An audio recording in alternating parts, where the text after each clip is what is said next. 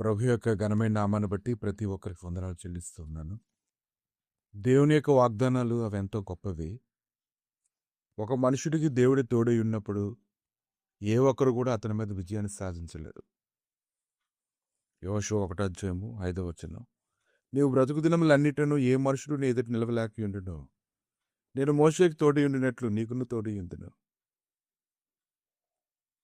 ఇంకా నిర్గమకాండం 3:12 ఆయన నిశ్చయముగా నేను నీకు తోడై ఉందును, నేను నిన్ను పంపితునంటకు ఇది నీకు సూచన.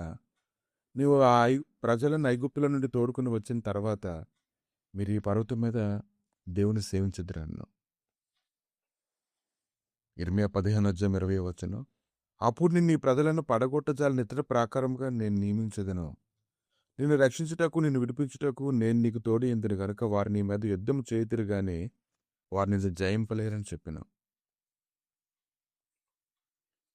ఇంకా యోషువ 1:6 నిన్ను విడువను, నీ ఎడబాయను నిబ్బరం కలిగి ధైర్యంగా నుండుము. వారికిచ్చదని నేను వారి పితరులతో ప్రమాణం చేసిన ఈ దేశమును నిశ్చయముగా నీవు ప్రజల స్వాధీనం చేసేదవు.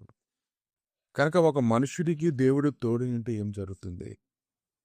అది అగ్ని కానివ్వండి, జలములు కానివ్వండి, అది పాతాళం కానివ్వండి, ఇంకా గొప్ప బలిష్ఠుల చేతిలో పడనీయండి, ఏదైనప్పటికీ కూడా దేవుడు ఆ వ్యక్తిని విడిపించి గొప్ప చేయడానికి శక్తిమంతుడే ఉన్నాడు.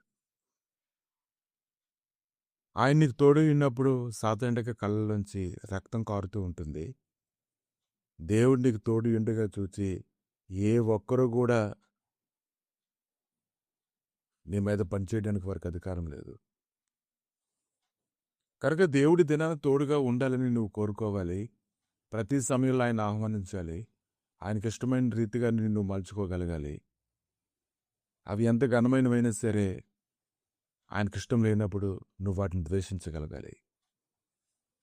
ఒకని ప్రవర్తన దేవునికి ప్రీతికరమైనప్పుడు వాడి శత్రువును కూడా మిత్రుడిగా చేయగలిగినటువంటి గొప్ప కృపను అనుగ్రహించేవాడుగా ఆయన ఉన్నాడు.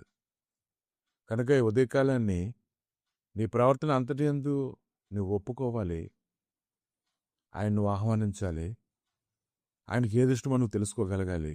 మనం ఒకరిని ప్రేమించినప్పుడు వారి ఇష్టాలన్నీ మనం ఎలాగైతే తెలుసుకుంటామో అలాగే ఈ దినాన ఆయనతో నువ్వు గడపడం ద్వారా ఆయన ఇష్టాలు ఏంటో నీకు ఖచ్చితంగా నీకు తెలుస్తాయి. ఆయన కనికరం కలిగిన వాడని, కరుణా సంపన్నుడని, కృపచూపు వాడని ఎంతోమంది ఆయన గురించి వర్ణించారు. అది ఎలా తెలిసింది? వారు ఆయనతో సహవాసం చేయడం వల్ల అది వారికి తెలిసింది.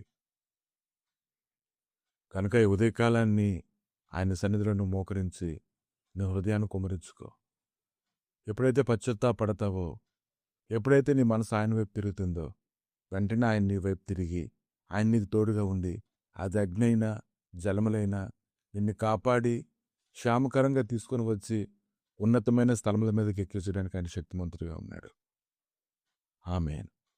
ప్రభా, ఈ ఉదయకాలాన్ని ఆయన శాశ్వతమైన ప్రేమతో నువ్వు ప్రేమించున్నావు కనుక, విడివగా కృప చూపుచున్నావు కనుక ప్రభా, నిన్ను ఆశ్రయించి వారందరికీ శ్రేష్టమైన స్వాస్థ్యం అనుగ్రహించునైనా వారి జీవితకాలం అంతా మరణం వరకు తండ్రి మీరు వారికి తోడుగా ఉండి వారి కృప చూపించి నెమ్మది దయచేసి మీరే బలపరచమని, అన్ని విషయంలో జ్ఞానం అనుగ్రహించి నేను సంతోషపెట్టేవారుగా ఉంచమని, నీ వలన గొప్ప లాభం పొందినట్లుగా కృప దయచేయమని యేసుక్రీస్తు నామములో అడిగి వేడుకుంటున్నాము తండ్రి.